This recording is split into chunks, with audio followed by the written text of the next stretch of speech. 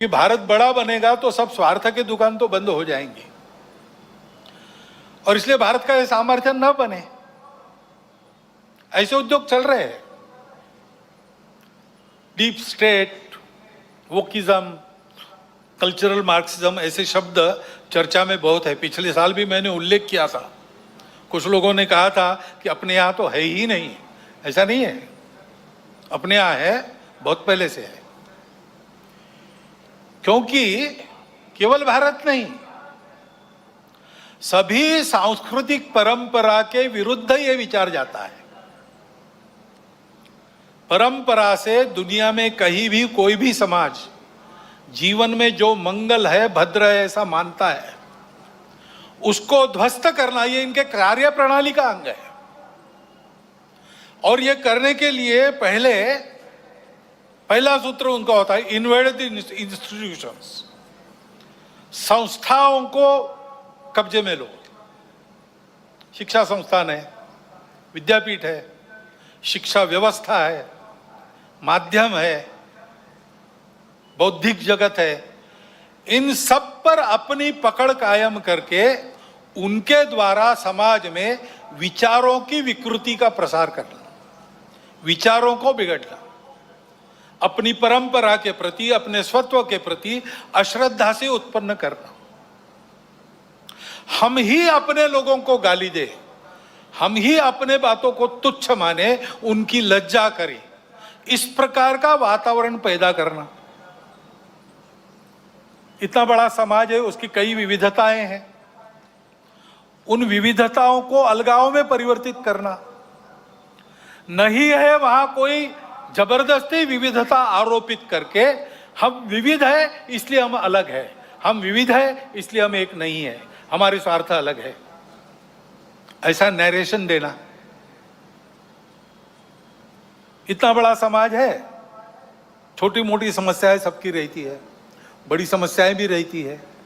समाज की स्थिति में सब कुछ ठीक ही रहता है ऐसा नहीं, सुधारने का भी बहुत कुछ होता है, तो कई अन्याय चलते रहने वाले रहते हैं। इन सबको लेकर एक असंतोष उत्पन्न करना, संघर्ष उत्पन्न करना, टकराव की स्थिति उत्पन्न करना, लोगों को उग्र बनाना, व्यवस्था, कानून, सत्ता, प्रशासन, इन सब के प्रति अश्रद्धा, अनादर का व्यवहार सिखाना, इससे उस देश पर बाहर से वर्चस्व चलाना आसान होता है। पहले जैसा आपस में युद्ध करना अब आसान नहीं है। अब युद्ध इस प्रकार से होता है, इसको मंत्र विप्लव कहते हैं अपने परंपरा में। ऐसा मंत्र विप्लव चल रहा है और ऐसी भ्रम की स्थिति में उनको देश के अंदर भी कभी बार साथी मिल जाते हैं, जाने अनजाने। प्रजातांत्रिक देश है अपना, अनेक दल रहेंगे, उनकी स्पर्धा चलेगी, ये प्रजातंत्र की पद्धति है। लेकिन समाज में ये अलगाव, टकराव देश की एकता, एकात्मता, देश के वैभव संपन्न होने के प्रयास से बड़े बन गए, अथवा दलों के स्वार्थ समाज की सद्भावना और राष्ट्र की एकात्मता को गौण बनाकर चलाए गए, तो फिर किसी एक का पक्ष लेके उनके पीछे खड़ा रहना, खुद मैदान में नहीं आना।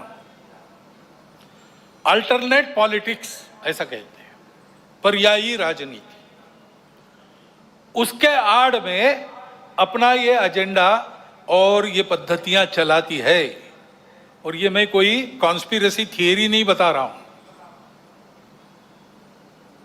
पुस्तकें निकल रही है पाश्चात्य देशों से वहां की परिस्थिति के बारे में। पाश्चात्य जगत के अनेक प्रगत देशों में इस मंत्र विप्लव के परिणाम स्वरूप जीवन की स्थिरता, शांति और मांगल्य संकट में पड़ा हुआ उनको अनुभव होता है, हमको भी दिखाई देता है।